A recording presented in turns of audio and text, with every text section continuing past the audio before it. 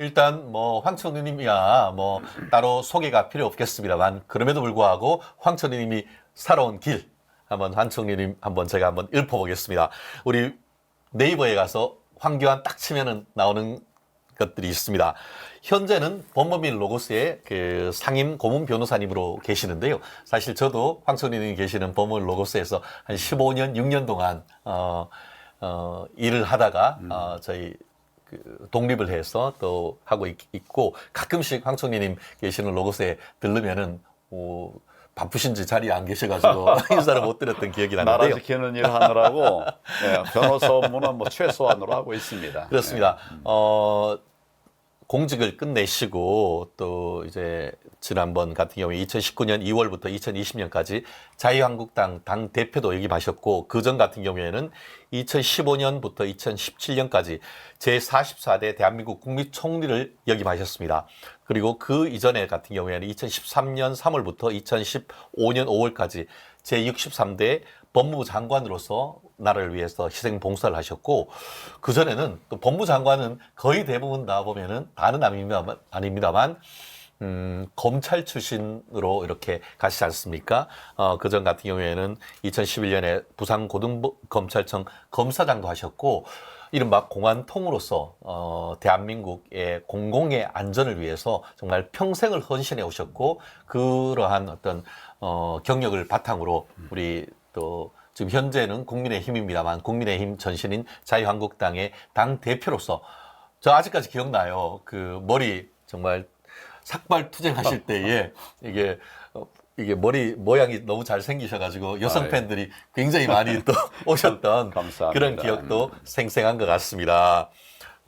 긴 공직 생활 중에 가장 어떻게 보면 기억 남는 때를 하나 또 말씀하신다면 어떤 일이 있을까요? 굳이 말한다면 예. 대통령이 탄핵을 받으셔서 제가 그 고난 대행으로서 어려운 상황을 극복해 나가던 것이 참 잊혀지지 않는 일이고 아까 말씀하신 것처럼 통진당 해산 심판 선고한 거 귀한 일이고 그동안 제가 국가보안법을 지켜내기 위해서 많은 노력을 했습니다. 국가보안법 그 책도 쓰셨죠? 예. 논문도 많이 내시고. 예, DJ께서 국가보안법 해체를 공약하셨어요. 맞아요. 근데 그걸 이제 지켜내기 위해서 수고했던 기억이 납니다. 그때 제 기억하기에 국가보안법 폐지한다고 했는 그 의견을 박원순 변호사, 박원순 서울시장이 책도 쓰고 많은 일을 했었는데 그거에 맞짱 뜨면서 어떻게 보면 국가보안법의 핵심을 지키려고 했던 분이 바로 우리 황교안 총리님이십니다. 북한이 없으면 우리 국가보안법이 필요 없습니다. 필요 없죠. 북한이 있기 때문에 그에 대응할 수 있는 국가보안법 체제가 필요한데 그거를 무력화시키려고 하니까 제가 오히려 책 쓰고 이 얘기에 대한 많은 논쟁을 좀 제가 이끌어 갔죠. 그렇습니다. 참 어이없는 일들이 많은데 최근에 있어서 건국전쟁 이승만 초대 대통령을 새로 평가하는 그런 영화가 있듯이 사실 저희 어머니 아버지도 저희 집에서 이승만 대통령이라고 안 하고 맨날 이승만 박사라고 했던 그런 기억이 있는데 대한민국의 정통성을 사실상 그 좌파들이 부정하고 대한민국은 태어나지 않아야 할 그런 나라였고 오히려 북한의 정통성이 있다는 그런 어이없는 역사관을 계속해 가지고 왔었는데 지금 황 총리님께서 또 2013년 법무부 장관으로 계실 때에 통합진보당에 대한 해산을 용기 있게 신청하고 그러한 어떤 큰 흐름 속에서 어떻게 보면은 박정희 대통령 또 이승만 대통령의 어떤 신원 또 새로운 어떤 평가 이런 부분을 이끌어오게 된 어떤 단초를 제공했던 시발점이 저는 개인적으로 통합진보당 해산이라 저는 생각을 하는데요. 그러한 역사 오늘 쭉 황교안 총리님께서 그 당시에 실제 겪었던 일들을 누구보다 생생하게 아시기 때문에 한번 그 말씀을 한번 좀 나눠볼까 하는데요. 제가 찾아봤더니만 저런 게 있더라고요. 2014년에 헌법재판소가 위헌 판결을 하면서 그 사건 번호가 2013 헌다 1 위헌정당 해산이었는데 주문이 결론이죠. 주문이 뭐였냐? 1. 피청구인 통합진보당을 해산한다. 해산한다. 2. 피청구인 소속 국회의원들은 그 의원직을 상실한다. 라고 헌법재판소장 박한철 소장님이 선고했던 그 기억이 저도 생생한데요. 그 결론에 이르게 된 과정이 정말 어려운 과정이었지 않습니까?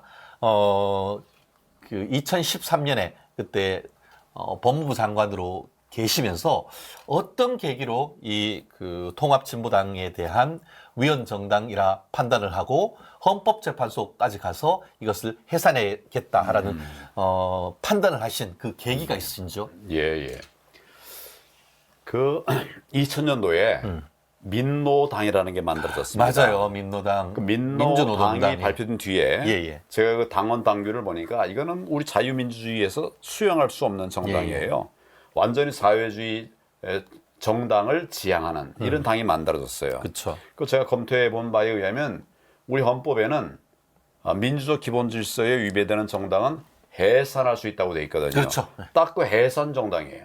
2000년도 일입니다. 2000년대 이미 해산해야 된다고 저는 판단을 했는데 우리 저 헌법에 보면 정당의 목적이나 활동이 민주적 기본 질서에 위배되면 해산할 이렇게 돼 있거든요. 그렇죠.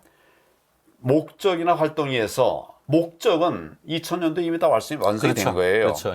그런데 이걸 가지고 하면 또 뭐 종북몰이를 하니 어쩌니 또 많은 반론이 아니겠습니까? 그렇죠. 그래서 저는 목적뿐만 아니라 활동도 민주적 기본 질서에 위배된다라고 하는 것까지를 찾아내야 된다. 그렇죠. 뭐 이렇게 생각을 했어요. 뭐 그때도 이미 사실은 이제 있었지만은 명백하지 못한, 그러니까 명백하지 못하다기보다도 국민들이 납득하지도 못할 수도 있는 이런 것보다는 명백한 자료를 찾자. 이래서 계속 자료를 모으고 있었거든요. 증거가 필요하다 이거였죠.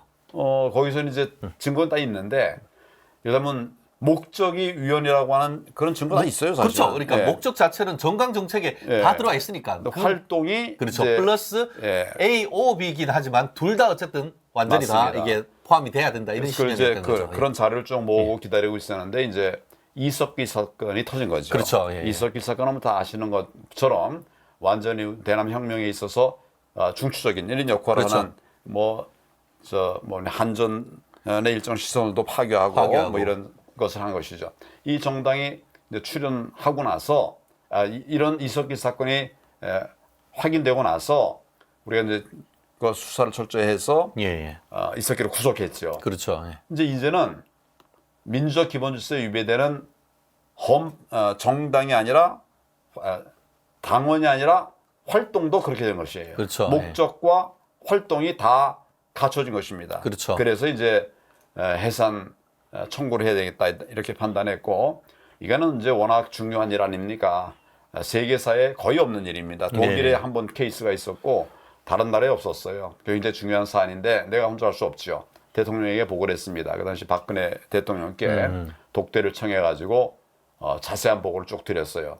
한 1시간 남짓 이렇게 보고를 드렸는데 박근혜 대통령이 보고를 다 듣고 나서는 합시다. 정당 해산 청구 합시다예요. 그래서 제가 이제 바로 나와서 TF팀을 만들어 가지고 이제 TF 해산을 위한 구체적인 절차에 들어가게 된 것이죠. 1년 한 달 만에 해산하게 되었습니다. 그렇습니다. 그러니까 처음에는 굉장히 반론도 걱정이 많았어요. 반론보다 걱정이 많았습니다. 종북몰이다, 뭐 때늦은 그 색깔론이다 이런 비판이 좌파 언론들을 통해서 많았었지 않습니까? 그리고 이제 우파에서도 야 이거 굉장히 위험하다. 그렇죠. 긁어부스럼 아니냐. 기각되면은 어떡하느냐. 그래서 안 해도 될 걸 한 거 아니냐 이런 이제 얘기들을 많이 했습니다. 그러나 명백하게 위헌 정당인 걸 알면서도 그냥 있다. 그럼 법무부 장관의 자격이 없는 거죠. 저는 그래서 이런 내용을 가지고 이제 박 대통령께 보고를 드렸더니 다행히도 박 대통령께서 합시다. 딱 이렇게 결단을 내리셔서 제가 이제 TF팀을 만들어 가지고 13개월 동안 철저하게 정말 조사를 했죠. 북한에 그동안 이제 연루되어 있는 이런 간첩 사건들 다 뒤지고 그래서 우리 남한에 있는 간첩들이나 아니면 종북 좌파 세력들이 연계된 활동들을 다 뒤져가지고 그것하고 통진당과의 연계 이런 걸 다 찾아가지고 자료를 냈죠. 제 기억엔 17만 쪽을 낸 것 같아요. 자료를. 17만 쪽. 와. 17만 쪽을 엄청나게 많은 자료를 냈고 결과적으로는 맨 처음에는 이제 그 헌재에서 현재도 제가 알기로는 처음에 좀 부정적이었었습니다. 걱정을 많이 했는데 많은 자료를 내고 이런 객관적인 팩트를 토대로 해서 우리가 주장을 하니까 나중엔 결국 결론이 어떻게 됐느냐 하면 9명의 재판관 중에 8명이 위원회 찬성을 했어요. 네, 그렇죠. 예. 결론부터 다 미리 얘기하시면 안 되는데요. 그렇군요. 차근차근 한번 풀어나가 보겠습니다. 오케이, 예. 지금 아까 말씀하신 것처럼 그 통진당의 어떤 뿌리는 아까 그 총리님 말씀하신 것처럼 2000년대 초반에 민노당이죠. 민주노동당이 이제 PD 계열, 그러니까 그 people, 그러니까 인민혁명, people's, 그러니까 PD, democracy, 민주주의와 또, NL, 그러니까 National Liberation, 그러니까, 어떻게 보면은 우리나라 국가를 어떻게 보냐 하면은, 미국으로부터 미제국주의자들이 지배당하고 있는 식민지라고 보는 그 두 개의 세력이 합해가지고 민주노동당을 만들었었는데 그 민주노동당이 또 뭐 이런저런 걸 하면서 또 이렇게 분열되잖아요. 그 분열되면서 이제 그 NL 계열 이쪽이 이제 결국은 통합진보당으로 오게 되고 그 통합진보당이 2004년에 이석기가 알로란 걸 만들잖아요. 알로가 뭐예요? Revolutionary Organization, 혁명 조직을 만들어서 1년에 한 번씩 비밀 회의를 하고 그러면서 이제 아까 지금 그 총리님 말씀하신 것처럼 이게 경기도에 있는 모처라든가 아니면은 그 마포구에 있는 마리스타 수도원 이런 데에 모여가지고 북한이 그 무렵에 이제 남북 교류하고 뭐 어쩌고저쩌고 뭐 핵도 만들고 하면서 쳐들어오면은 그럼 우리는 어떻게 해야 되냐 하면서 어떻게 호응을 할 것인가. 예. 이렇게 하면서 이제 뭐 그 종로에 있는 회화동 그 KT 이 기지국을 타격한다든가 아니면은 유류 저장소를 어떻게든 해가지고 그것을 폭파시킨다든가 해서 이 혼란을 일으키는 그런 내용들이 그 압수수색을 통해 가지고 다 나왔던 건 아니겠습니까? 맞습니다. 예. 그러면서 근데 그때 저희가 아직까지 저도 이제 방송을 하면서 그 사안을 잘 봤었는데 통상 이런 큰 사건 같은 경우에는 서울중앙지방검찰청 공안부에서 하는데 이 사건을 그때 서울중앙지방검찰청에서 한 게 아니고 제 기억에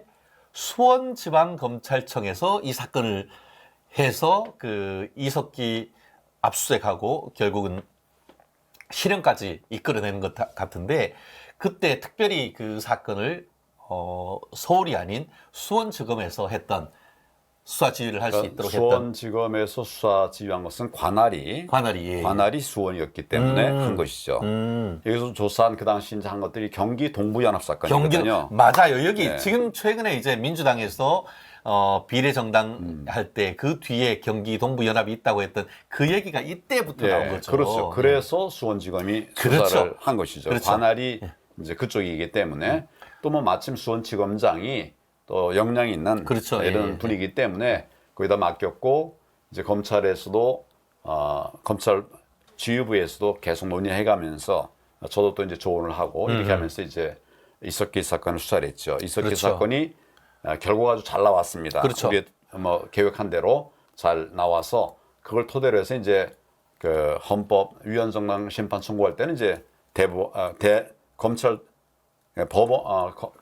우리 검찰청에서 법무부에서 바로 했죠. 법무부에서. 그렇죠. 그때 지금 그 사건으로 이제 기소가 돼서 징역 9년, 자격정지 7년, 이게 내란 선동 혐의로 해서 맞습니다. 실형 선고가 대법원까지 가서 확정됐던 것이죠. 맞습니다. 그렇게 하면서 이게 이제 법원에 의해 가지고 유죄 실형이 인정이 되고 그런 과정에서 명확한 증거들이 나왔고 그렇다고 하면은 이석기라고 대표되는 어떻게 보면 대표뿐만 아니고 그 단체 이게 통합진보당 자체에 대한 어떠한 조치가 필요한 것이 아닌가 하는 그런 어떤 문제의식이 총리님 그 당시에 있으셨던 것 같아요. 그러니까 처음에는 우리 TF팀에서 정당해산 심판 청구를 했는데 헌법에는 이제 자세한 규정이 없고 그렇죠. 정당을 해산할 수 있도록 돼 있어요. 근데 정당만 해산해봐야 아무 의미가 없는 거죠. 정당의 실체가 사라져야 되는 것이죠. 가장 큰 실체는 국회의원, 소속 국회의원, 소속 국회의원과 시의원, 구의원들 이런 사람들이 이제 실체죠. 그래서 이것까지 같이 해체해야 통진당 해산이 효과가 있는 것이다. 이렇게 해서 이제 헌재를 쭉 설득을 했는데 헌재도 우리의 주장을 받아들여서 결과적으로는 이제 국회의원들도 다 해체를 했죠. 제 기억엔 국회의원이 5명이 있었었는데 그 5명이 전부 이제 자격 박탈이 됐고 사라졌다라고 생각했는데 그래도 이제 다시 스물스물 나오는 것이 요즘 이제 진보당이나 뭐 이런 세력들이죠. 그렇습니다. 우리 지금 채팅방에 보니까 에버그린님 대표님이라고 칭하시네요. 대표님 꼭 국회에서 국민을 위해 봉사하실 분이신데 아쉽다 하는 그런 말씀도 지금 있고 또 우리 총리님 생각하시는 분들이 많으신 것 같습니다. 우리 조성규님 같은 경우에는 통진당 세력들의 국회 진출은 막아야 합니다라고 하는 그런 말씀도 나누고 있는데요. 막아야 하는데 지금 거의 좀 들어가게 돼버렸어요. 맞아요. 정말 통진당 잔존 세력이 이제 진보당 딱 진보당만 그렇죠. 아니고 진보당은 뭐 명백하고 그렇죠. 예. 그 외에도 이제 통진당 유의 사람들이 있는데 이 사람들이 연동형 비례대표자 그렇죠. 이걸 이용해 가지고 소수 정당을 만들어서 거기서 이제 비례대표로 들어오려고 전략을 짜고 있죠. 그렇죠. 그런 부분은 이제 이 통진당 지금 해산 사건 그로 인한 어떤 이후에 지금까지 있는 일 그리고 마지막에 가서 지금 이번 총선과 통합진보당의 후신인 진보당과 민주당의 이 짬짬이 그로 인한 어떤 21대 국회에 대한 우리의 우려 이런 부분 그렇기 때문에 그 우려를 막으려고 하면 우리가 어떤 식으로 대응해야 되느냐 이런 부분도 또 총리님과 의견을 좀 나눌까 하는데요. 아까 말씀하신 것처럼 이 사안을 2013년에 그 헌법재판소에 소를 제기했을 때 그 대표가 바로 국가를 대표하는 분이 법무부 장관입니다. 그래서 통진당 사건 2013 도 1 헌법위원정당 심판하고 청구인이 대한민국 대표자 법무부 장관 황교안 이 신청서가 역사에 그대로 남아 있는데요. 이런 신청을 하니까 통진당 측 같은 경우에는 민주주의 파괴다. 유신 독재의 부활이다. 이렇게 하면서 정치 탄압 그만두라고 하면서 머리 빡빡 깎고 그렇게 바락바락 어떻게 보면 대들었었죠. 그럼에도 불구하고 이 뚝심으로 지금 밀어붙였던 그런 내용이 지금 그 기억에 생생한데요. 말씀하신 것처럼 지금 이 부분과 관련해 가지고 통합진보당 사건 진행을 할 때 이 사건이 뭐 민사소송 절차를 따라야 된다, 형사소송 절차를 따라야 된다, 뭐 이런 논란이 있었는데 그때 아까 말씀드린 것처럼 이제 이석기에 대한 재판이 진행되면서 그 재판 증거 자료를 가지고 와서 통진당 위헌성 아까 말씀드린 대로 목적은 그 강경 자체를 통해서 위헌성이 상당 부분 입증이 됐을 것인데 그 정당의 활동이 민주적 기본 질서에 어긋난다라는 사실을 어떤 식으로 입증해 가셨는지 좀 국민들 우리 멸콩TV 청취자분들이 좀 궁금해하실 것 같아요. 그동안에 많은 간첩 사건들이 있었습니다. 뭐 1심의 사건이니 뭐 이렇게 많이 있었어요. 그렇죠. 근데 그동안은 그 사건별로 개개별로 처리가 됐어요. 그렇죠. 예, 이건 뭐 국가보안법 위반으로 처벌되고서 그랬는데 그 자료도 안에 보면 그 민노당의 실체를 밝힐 수 있는 이런 자료들이 많이 있었습니다. 예, 그거를 우리가 이제 형사 사건은 아니니까 그렇죠. 근데 처리를 하지 못했던 그런 부분들이 있었어요. 근데 이제 통진당 해산 심판을 하면서 이런 역대의 간첩 사건들을 다 뒤졌습니다. 보니까 그 간첩 사건들 대부분은 북한에 밀파돼 가지고 그렇죠. 거기서 뭐 교육받고 다시 돌아왔어요. 밀봉 교육받고 그렇죠. 왔는 거죠. 그래가지고 여기서 이제 암약하던 이런 자들의 기록들이 다 있었거든요. 이거를 샅샅이 다 뒤져낸 겁니다. 그래서 이걸 내놓으니까 나중에 이제 헌재도 바뀐 거죠. 그렇다 보니까 뭐 저쪽 통합진보당 같은 경우에는 형사소송 절차를 따라야 된다. 그래서 엄격한 조차를 거쳐야 되고 그런 식으로 해서 다른 간첩 사건이나 이런 식으로 낸 사건은 이 탄핵 사건의 증거로 쓸 수 없다. 이런 식으로 법리적으로 지금 민변 쪽에 나와서 많이 막았던 건 아니겠습니까? 네, 우리가 증거 자료를 낸 것들은 법원에서 다 유죄로 인정된 겁니다. 그렇구나. 예. 법원에서 다 검증이 된 겁니다. 그런 자료를 찾고 이제 각도를 전에는 이제 형사 처벌의 관점에서 했지만 지금은 이제 그렇죠. 정당을 해산하는 유무상, 유무효 이걸 이제 관점으로 해서 자료를 쭉 다 모은 것이니까 합법적이고 정확한 이런 노력들을 저희가 했죠. 그래서 헌재도 거의 이의가 없었어요. 뭐 9명 중에 8명. 8명. 그 중에는 뭐 어떻게 보면 진보 위원 예를 들면 그렇죠. 헌재가 이제 예. 구성이 뭐 법원 뭐 이렇게 해서 그렇죠. 법원, 검찰, 법원, 또 정부 이렇게 그렇죠. 하니까 아주 다양하지 않습니까? 다양한- 야당에서도 어떻게 보면 민주당 쪽에서도 추천하신 예, 그런 최소한 헌법재판소들이 3명 계시니까. 정도의 예. 뭐 어떻게 보면 좌파 예. 위원도 있었는데 그분들도 결과적으로 통진당은 위헌 정당이다, 해산해야 된다 그렇죠. 이렇게 판단한 거죠. 그렇죠. 지금 그 총리님 보시기에 아까 말씀드린 것처럼 한 명 빼고는 결국 민주당을 비롯해서 좌파 쪽에서 추천했던 헌법재판관님조차도 이거는 이게 자유민주적 기본질서에 어긋나서 목적이나 활동이 어긋나기 때문에 이건 도저히 그대로 살려둘 수 없다라고 판단한 결정적 증거가 있다고 하면은 어떤 게 또 기억이 나실까요? 그 간첩 사건들에서 그동안 우리 찾아낸 자료들 이걸 하나하나 내 보내면서 재판관들이 다 바뀌었어요. 주심은 사실은 이정미 이제 민주당 지지하는 하던 그랬었죠. 분이었습니다. 예. 그분이 뭐 위헌이라고 판단을 했었으니까 그렇죠. 예. 다른 사람들을 뭐 더 말할 것이 뭐가 있겠습니까? 그래서 저희는 뭐 어떤 정치적으로 한 것이 아니라 이걸 객관적인 증거들을 토대로 해서 그렇죠. 입증을 했고 예. 또 법의 미비점들에 대해서 우리가 충분하게 입론을 해서 예를 들면 이제 국회의원들, 통진당 소속 국회의원들에 대한 그 박탈, 자격 박탈 이런 것들도 이제 내서 그것도 법원에서 뭐 헌법재판소에서 큰 논란 없이 다 채택이 그리고 됐습니다. 그렇죠. 예.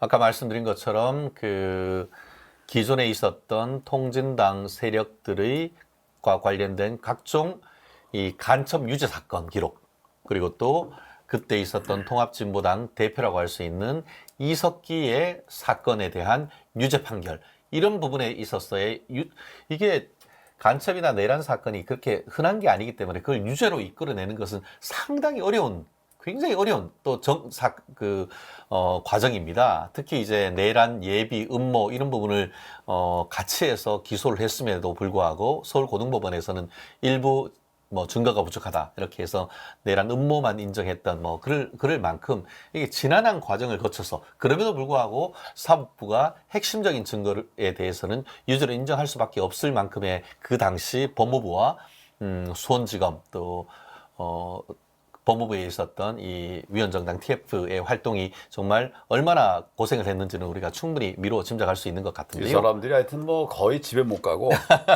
1년 1, 2개월 동안을 정말 애를 많이 썼죠. 그때 제가 사실은 이제 첫 기일에 제가 나갔습니다. 맞아요. 첫 번째 나간 아직도 동영상 다 나와 있습니다. 예. 법무부 장관이 뭐 헌법재판소에 재판 기일에 나간다. 이거는 뭐 역대 없었던 일이죠. 예. 그러나 이 사건 자체가 역대에 없었던 일이고 또 우리 TF 구성해놨지만 이게 뭐 정치권이 그렇게 막 공격하고 민주당 좌파가 이제 또 많이 공격해대고 그럴 때 용기를 잃을 수가 있는 거죠. 뭐 이 사람들이 이제 법률적으로 대응을 하지만은 그런 용기를 잃을 수도 있기 때문에 제가 직접 나간 겁니다. 그래서 심리기일에 나가서 재열 의견이 뭐 이런 의결 뭡니까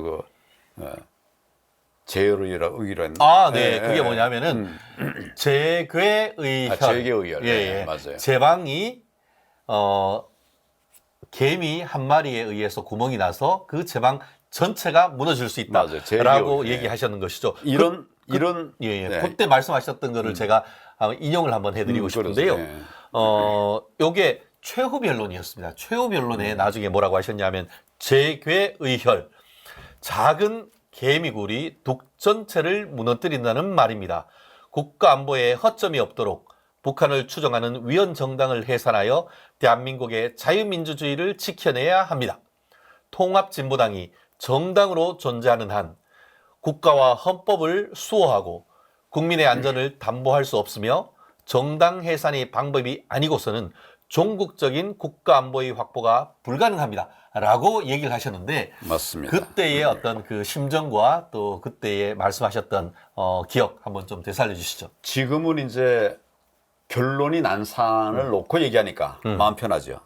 근데 그 당시는 이 사실은 아무도 미래를 알 수 없는 그렇죠. 결론이 어떻게 될지 알 수 없는 상황이었습니다. 그리고 또 처음 시작할 때부터도 많은 이제 우려들이 있었기 때문에 걱정 많이 했죠. 그렇지만 저는 결국 진실이 이긴다, 승리한다.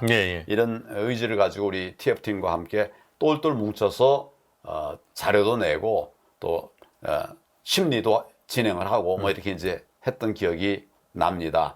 그때 제가 제일 먼저 이제 제가 나선 것은 우리 이제 TF팀이 용기를 낼 수 있도록 하기 위해서 이게 뭐 장관이 나갔으니까 결과적으로 잘못된 건 다 책임이 장관에게 그렇죠. 가겠죠. 만약에 그 기각되면은 우리 너희는 걱정할 거 없어. 내가 책임질 거야. 이런 말은 하지 않았지만은 그런 뜻이죠. 이래서 이제 제가 나섰고 또 우리 TF팀의 멤버들도 정말 똘똘 뭉쳐서 정말 철저한 법률 투쟁을 통해서 정권을 지켜내는, 정부를 지켜내는 이런 위헌 정당 해산 심판 청구를 받아내게 된 것이죠. 그렇죠. 대한민국 최초입니다. 실질적으로 위헌정당 해산 같은 경우에는 뭐 황청래님이 너무 잘 아시겠습니다만 이른바 방어적 민주주의. 독일이 어떻게 보면은 그 바이마르 공화국이란 지금 정말 완벽한 법을 만들어 놨는데 그 완벽한 법을 만들어 놨는데 나치가 오고 뭐 이런 어이가 없는 민주주의를 빙자한 민주주의의 적에 의해 가지고 이게 공화국이 붕괴가 되는 그런 모습을 보면서 아, 이거는 민주주의 적으로부터 이 국가를 지키기 위해서는 위헌정당 해산 이거를 꼭 만들어야겠다라고 해서 독일에서 만들어진 제도인 것인데 실제로 그런 그 제도가 실제로 헌법재판소나 법원에 가서 사법적 판단을 받은 게 독일하고 터키, 지금은 투르키에 거기밖에 없어가지고 그런 부분을 그때 TF에서 굉장히 많이 외국 입법례까지도 다 찾았다는 부분이 있는데 그건 어땠었습니까? 그러니까 우리가 이제 그 이 자료도 모으면서 외국 사례들도 다 면밀히 조사를 했어요. 그렇죠. 그래서 누가 이제 파견 나가기도 하고 그래서 다 확인해가지고 그러나 선례는 없지만 법리상 명백하다. 그렇죠.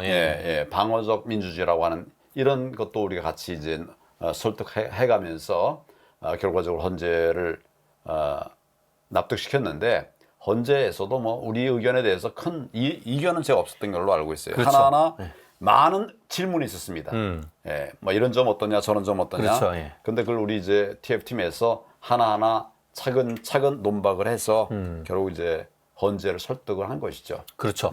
그러한 지난한 어떤 그 변론 결과 딱 10년 전입니다. 2014년 12월 19일 날 크리스마스 직전이었죠. 최종적으로 박한철 그 당시 헌법재판소장님이 위헌 결정을 하면서 아까 제가 말씀드렸죠.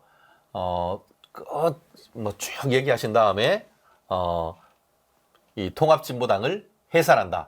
통합진보당 소속 국회의원의 자격을 박탈한다라는 취지의 선고를 하면서 핵심적인 키워드가 자유민주주의 체제 전복 의도를 확인했다. 이렇게 도장을 꽝 찍었던 겁니다. 확인이 돼서 다행입니다. 그렇죠. 정말 또 논란으로 얘기하면 안 되는데. 그렇죠. 그렇게 했고 아까 말씀드린 것처럼 헌법재판관님들이 9분이다. 9분.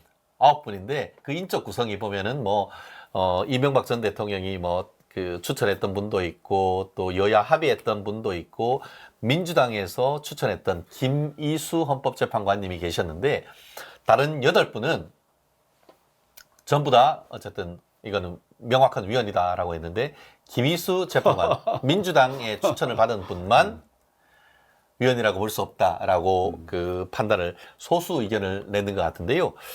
제가 그 전문에서 핵심적인 그 이유를 보면은 뭐라고 돼 있었냐 하면은 그 두 가지 아까 말씀드린 것처럼 통합진보당 해산하고 소속 국회의원들 의원직은 상실한다라고 선고를 했는데 이유 중에 핵심은 뭐라고 됐냐면은 피청구인 그러니까 통진당이 북한식 사회주의를 실현한다는 숨을 목적을 가지고 내란을 의논하는 회합을 개최하는 등 그런 활동은 아까 말씀드린 것처럼 정당의 목적과 활동이 민주적 기본질서에 부합해야 되는데 그와 같은 그 활동은 헌법상 민주적 기본질서에 위배된다. 이러한 피청구인의 실질적 해악, 액츄얼 멜리스라고 하는 그 미국 연방헌법재판소의 그 키워드를 썼는데 실질적 해악을 끼치는 구체적 위험성을 제거하기 위해서는 정당 해산에는 다른 대안이 없다. 총리님이 법무장관으로서 첫 재판에서 이거 다른 방법 없습니다. 위헌 정당 해산 외에는 달리 없습니다. 했는 그 말을 그대로 인용을 해서 이 판결문에 콱콱 이 박아 써 넣었는 것 같은데요. 그러한 감사합니다. 판결 선고 들을 때 이 기분이 어땠습니까? 아니 저는 정말 나라를 위해서 우리가 해야 할 일을 했는데 결과적으로 우리가 결론을 잘 끌어낸 점에 대해서 안도를 했습니다. 안도를 무슨 했다. 워낙 사회가 좀 뭐 어떻게 보면 많이 흔들리고 있으니까 예. 뭐 정말 이런 정당도 해산 못하게 되면 우리 정말 나라가 미래가 없거든요. 그 절박함을 가지고 했고 또 우리 TF 팀도 정말 밤새가면서 했습니다. 이게 그냥 공지사가 아니라 정말 애를 많이 써줬어요. 이번 한 분 한 분들이 정말 영웅이라고 나는 생각을 하고 있고, 그러니까 저는 그런 결기를 가지고 국민들에게 정의를 말씀드려야 되겠다 이런 마음으로 제가 첫 재판에도 나갔고 또 마지막 재판에도 나갔습니다. 예, 실제로 변론하셨죠. 그래서 결과적으로 이제 자유민주주의를 지켜내게 된 데 대해서 자긍심도 가지고 있고 또 응원해 주신 모든 국민 여러분들께도 감사의 마음을 늘 가지고 있습니다. 그렇죠. 그리고 실제로 말씀하셨듯이 법리적으로 문제됐던 게 참 많았고 이걸로 해서 뭐 여러 가지 그 헌법 관련된 논문도 많이 나왔는데요. 말씀하신 것처럼 헌법에는 보면은 정당 해산 규정과 관련해 가지고는 정당의 그 목적 또는 활동이 민주적 기본 질서에 어긋날 때는 헌법재판소에 의해서 위헌 정당 해산에 의해서 해산된다라고만 돼 있지 그 효력에 대해서는 정확하게 나와 있지가 않아요. 다만 이제 그 공직선거법에 의할 때 정당 해산이 됐을 경우에 뭐 국가로 뭐 재산이 뭐 어떻게 되네 귀속되네 그런 규정이 있는데 위헌 정당 해산의 심판에 의해서 정당이 해산됐을 때 그 소속 국회의원은 그 자격을 유지하느냐 아니면 박탈되느냐에 대해서 굉장히 논란이 있었지 않습니까? 예, 그렇습니다. 그 당시에 규정이 없다 보니까 규정이 없는데 무슨 자격이 상실되냐 그러면서 통진당은 설령 정당이 해산된다 하더라도 소속 국회의원은 자격을 유지한다라고 주장을 했고 그 반면에 그 법무부 특히 총리님 같은 경우에는 아니 정당이 해석되는데 그 소속 국회의원이 자격이 있으면은 그런 그 위헌 정당 해산 왜 하냐? 한마디로 위헌 정당의 해산의 실효성을 담보하기 위해서 당연히 자격을 박탈한다. 이런 얘기가 있었고 또 절충설로 지역구 국회의원은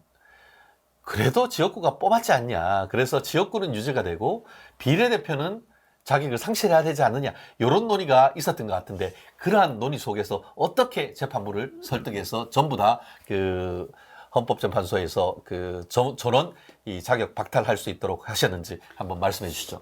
헌법은 나라를 지키기 위한 실체를 지금 판단하는 거 아니겠습니까? 그렇죠. 그런데 정당은 해산했는데 의원들이 있고 조직 있고 다 그대로 남아 있으면 이름만 없어진 거잖아요. 그렇죠. 껍데기. 그것은 정말 정의롭지 못하죠. 그리고 헌법의 규정의 취지에도 맞지 않는 그렇죠. 거예요. 실제로 이런 정당은 대한민국에서 활동하지 못하게 만들어야 된다. 저는 그런 뜻에서 이제 만들어진 것이 위헌정당 심판 제도고, 그런데 껍데기만 정당만 그냥 해산하고 의원들 쭉 남아가지고 다 활동을 한다면 이건 뭐가 정말 말이 안 되는 거죠. 예. 그래서 이제 그 부분을 집중적으로 설명을 드렸고, 정당 해산이라고 하는 거는 정당의 주요한 구성원들까지도 같이 책임을 져야 되는 문제다. 그렇죠. 이걸 쭉 설명을 드렸습니다. 사실은 뭐 정당이란 게 법인이죠. 어떻게 보면 특수한 법인. 법인이 손이 있습니까? 발이 있습니까? 그 활동은 결국 거기에 담겨 있는 구성원으로서 국민의 대표라고 할 수 있는 국회의원이 하는 것 아니겠습니까? 그렇기 때문에 정당을 해산한다고 하면은 그 정당 해산 그 자체가 쉽지 않은데 그게 위헌 정당으로 해산될 정도라고 하면은 그 실체라고 할 수 있는 땅콩으로 치면 땅콩 껍데기가 정당의 껍데기인 것이고 땅콩에 든 알맹이가 국회의원 아니겠습니까? 맞습니다. 그 국회의원의 자격을 상실시키는 것이 이 위헌 정당 해산의 취지에 맞다. 아까 왜 위헌 정당을 합니까? 말은 대한민국에 있으면서 북한을 추정하고 북한이 쳐들어오면은 북한과 조응해가지고 대한민국의 주요 시설을 타격을 하고 그런 것을 모의했는데 그 모의하는 게 정당입니까? 그 모의하는 것이 바로 RO, V라고 할 수 있는 이석기며 거기에 있는 국회의원들 아니었습니까? 그렇기 때문에 재판부가 참 슬기로운 판단을 하셨다라고 판단을 할 수밖에 없는 것 같은데요. 정당의 껍데기만 남겨놔서는 아무 의미가 그렇죠. 없는 거죠. 예. 실체를 해체시켜야 되고 또 그렇게 하기 위해서 우리가 이제 사실 헌법에 보면 해산된 정당의 유사 정당을 만들 수 없도록 되어 그렇죠. 있습니다. 이름도 못 쓰고. 예, 그렇습니다. 예. 유사 정당을 만들면 못하도록 그렇게 법에 되어 있는데 지금 이제 우리 뭐 나중에 얘기할 기회가 있을까 예. 모르겠습니다만은 좀 진보당이니 이런 유사 정당들이 이제 만들어져 가고 있어요. 그렇죠. 그러니까 통합 진보당인데 통합됐다고 진보당이란 것 자체가 어떻게 보면 여부, 여체, 허리에 해당하는 부분인데 그거를 진보당이라는 이름을 썼는데 지금 그 중앙선거관리위원회에서 그 이름을 쓰게 했다는 것이 저는 사실 납득이 조금 안 가거든요. 중앙선관위원회는 옛날에 제대로 역할하던 그런 조직이 아닙니다. 예, 지금 너무 망가졌고 통합진보당, 진보당 이걸 뭐 무슨 다른 차이가 거라고 말할 수 있어요? 그게 어떻게 유사 정당이 아니야? 말도 안 돼. 예. 그리고 컨텐츠, 알맹이들이 다 그대로입니다. 예. 알맹이들이 그대로니까 정당 정책 자체가 거의 그렇죠. 유사하다는 거죠. 예, 그렇습니다.